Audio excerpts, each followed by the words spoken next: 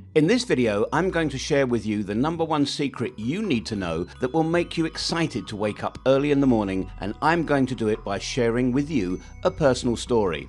Back when I was in college, I did just enough to be on time. I woke up as late as I could and still at times found myself missing out on morning lectures. Each night I set multiple alarms at 5-minute intervals, hoping to wake up early, but I just couldn't. I wanted to change, but couldn't stop hitting the snooze button each time the alarm went off. It all changed when a couple of my friends and I decided to take a trip to Spain. Our flight was scheduled to take off at 9 in the morning, for which we needed to be at the airport before 7, for which I had to wake up at the very ungodly hour of 5 in the morning, just enough to make it on time. The night before, as excited as I was, I went early to bed and put as many alarms as I could, but couldn't sleep before my usual time, which was somewhere around 1.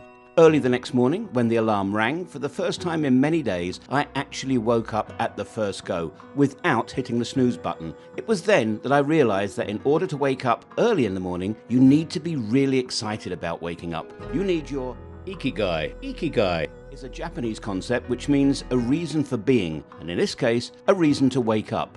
You need to give yourself a solid reason to wake up, something to do every morning that excites you most. Attending college, getting good grades never gave enough motivation to wake up early, but the excitement of taking the flight to Spain did. As I'm not a frequent traveller and didn't have a flight to catch every morning, I realised I needed my Ikigai to wake up early every day. I began to list down the things that I could be excited about every morning. Luckily, I enjoy reading self-help books, but because of my college and part-time job, I was not getting enough time for it. I decided to give this a try. Today, I'm not only excited to wake up at 5 AM, but I'm also able to complete reading 1 book a week on average.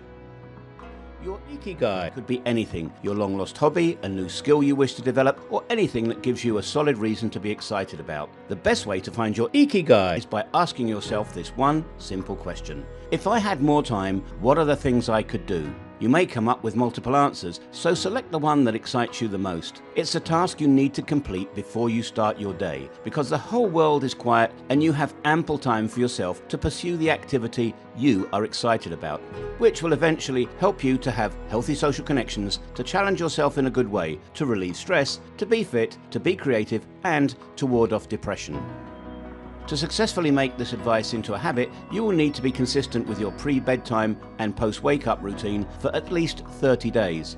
Having a proper pre-bedtime routine will help you to calm down and make your body ready for sleep.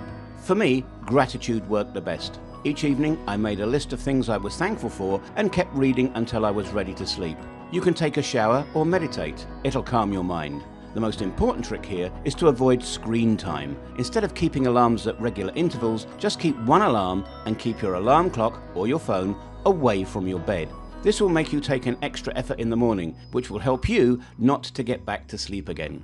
The most important wake-up routine is avoiding hitting the snooze button. If you snooze, you will lose.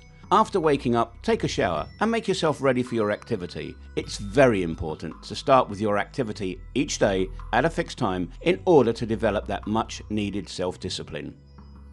Assuming you want to start with exercising, the first 10 days of exercising will be both physically painful and mentally challenging. Every single day, you'll fight a constant battle in your head with the voice of mediocrity telling you it's okay to quit. You may have your voice telling you, "I've been doing pretty great and I can afford to take a day off." And you actually do take a day off. Then the next day you'll feel more lazy and eventually you will quit. Do what's right, not what's easy.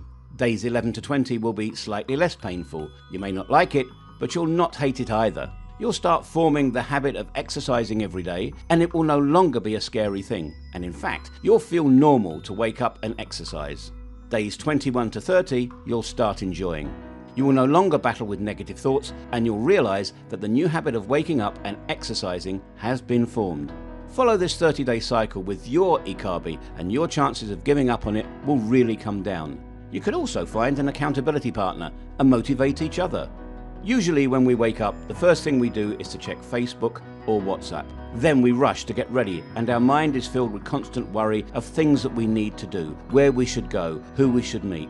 This makes our mornings hectic, but on the other hand, giving yourself a reason to be excited about waking up early will not only reduce your morning stress, but it will also give you an opportunity to feel fresh and positive throughout the day.